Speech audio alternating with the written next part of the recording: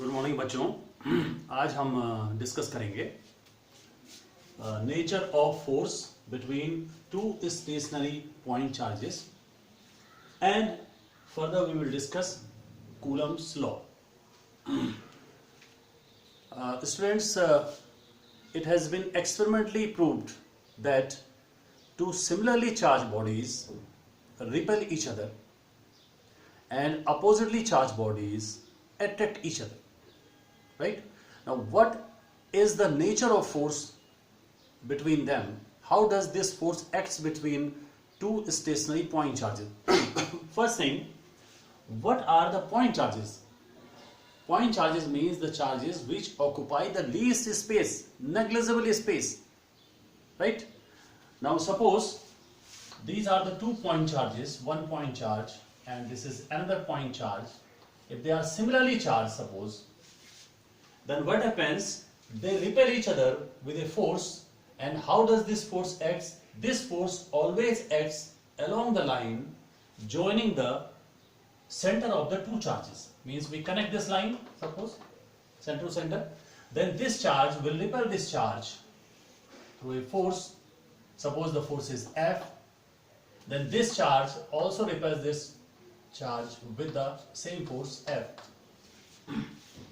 Newton's third law is obeyed, and this force acts along the line joining the center of the two charges. If the charges are of opposite signs, suppose this is plus and this is minus, then how does this force act? This force acts along the line joining the two charges. This charge will attract this charge towards this one and this charge towards this one, and the force will be the same. The magnitude of the force is found to be the same. और ये बात आगे भी आएगी जब हम Coulomb's law पढ़ेंगे. In this case, the nature of the force is repulsive, and in this case, the nature of the force is attractive. Right? Now we come to Coulomb's law. Coulomb's law tells us about the magnitude of force between the two charges. And this law says that if there are two charges, suppose one charge is this one and another charge is this one, point charges Q1, Q2, and suppose R is the distance between them, then experimentally Coulomb found that the force between the two charges depends upon the magnitude of the charges and also depends upon the distance between them. How does this force is affected by the charges and the distance? He given that F is proportional to Q1, Q2. That is, the force is directly proportional to the product of the two charges. And F is inversely proportional to the square of their separation. If we combine these two, then what happens? F is proportional to Q1, Q2 upon R square. Further, F equal to, we take a constant, that is suppose C Q1, Q2 by R square. Students, further Coulomb found that the constant value C depends upon the medium, in which medium the charges are placed. So he further redefined this constant as C equals to 1 upon 4 pi epsilon 0 K. यहाँ बच्चों कुछ चीजें आ रही हैं.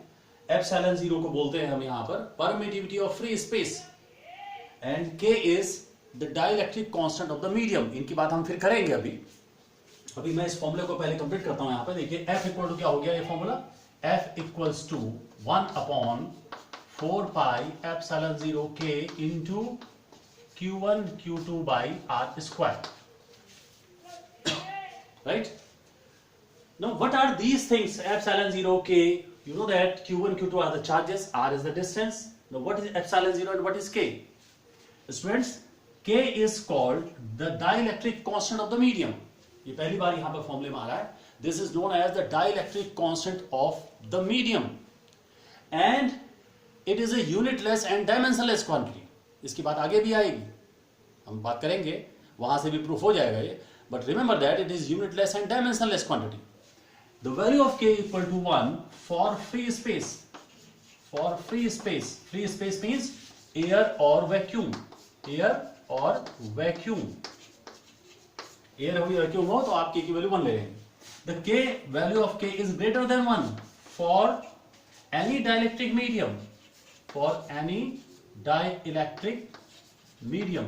बच्चों यहां पर ध्यान दीजिएगा, एयर को छोड़ करके, एयर या वैक्यूम को छोड़ करके जो मीडियम होते हैं उनको जनरली हम डाइलेक्ट्रिक मीडियम बोल देते हैं। हालांकि एयर भी मीडियम है, बट एक्सेप्ट दैट एयर और vacuum, the medium is called dielectric medium. It's value, the value of K is greater than 1। Remember that k equal to for example 81 for water.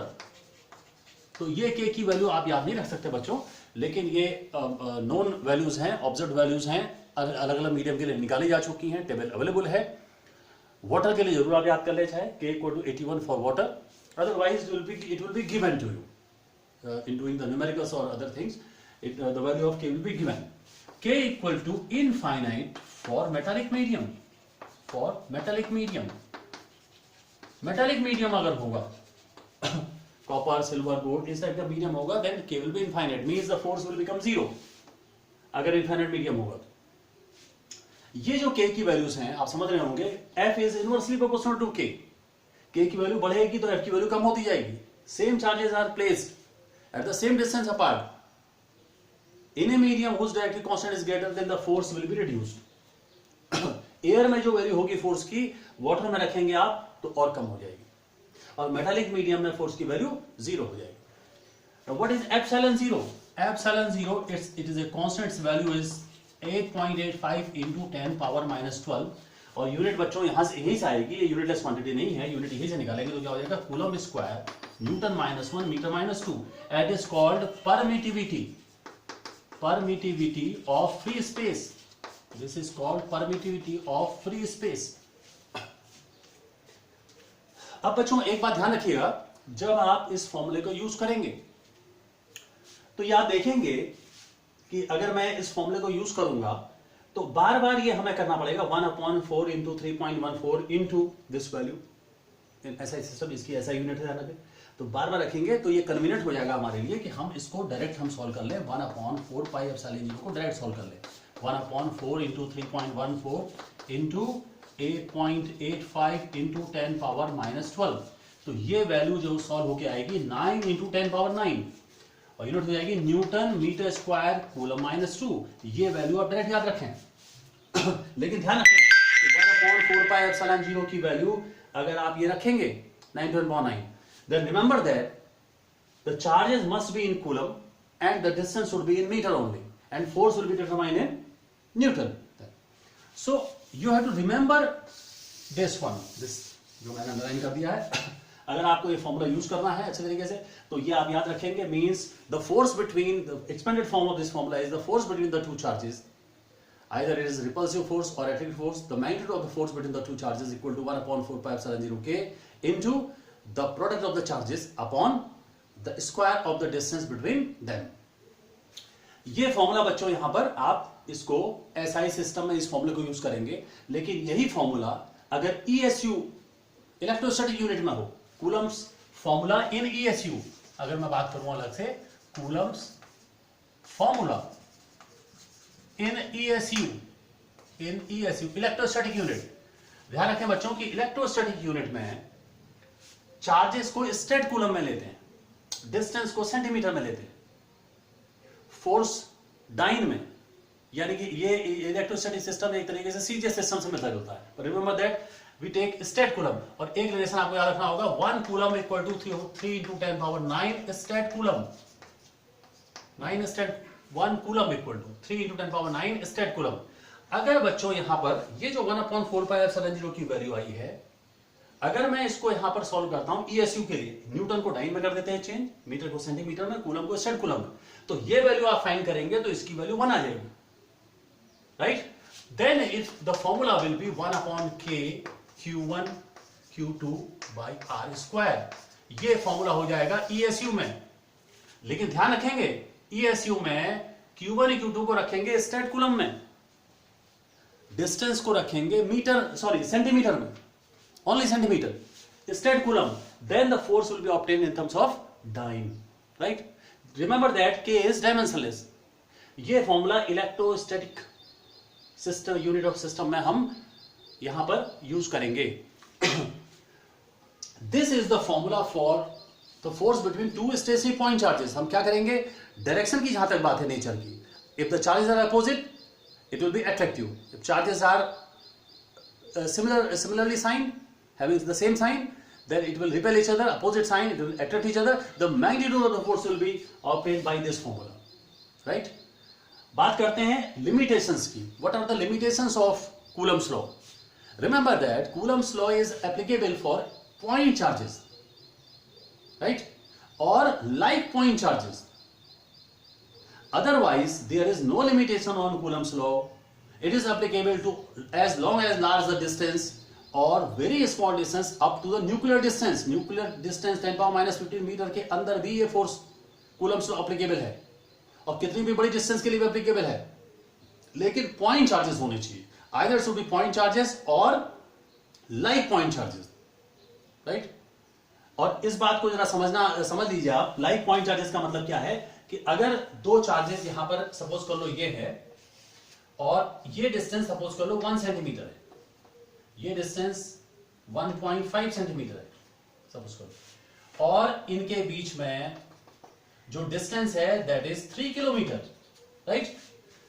So these are not the point charges, but the distance is so large कि अगर आप यहां से इसको देख सके, अगर आप इमेजिन कर सके कि आप देख सकते हैं, तो ये कैसा दिखेगा बच्चों? पॉइंट चार्ज की तरह. यहां से ये कैसा दिखेगा? Point. Then in this case Coulomb's law is applicable. But if the charges are of this type, this is 1 centimeter, this is 1 centimeter, and distance is 5 centimeter, then in this case Coulomb's law is not applicable. Why? Because the distance is small. 1 centimeter cannot be negligible in comparison to 5 centimeter. They cannot be assumed at the point charges. So the Coulomb's law is not applicable in this case, right? Students, tomorrow I will discuss the numericals based on the forces between the charges, the force, the net force on a charge due to the other charges. That is the numerical questions based on this formula. So you remember this formula and we will apply it, right? Thank you.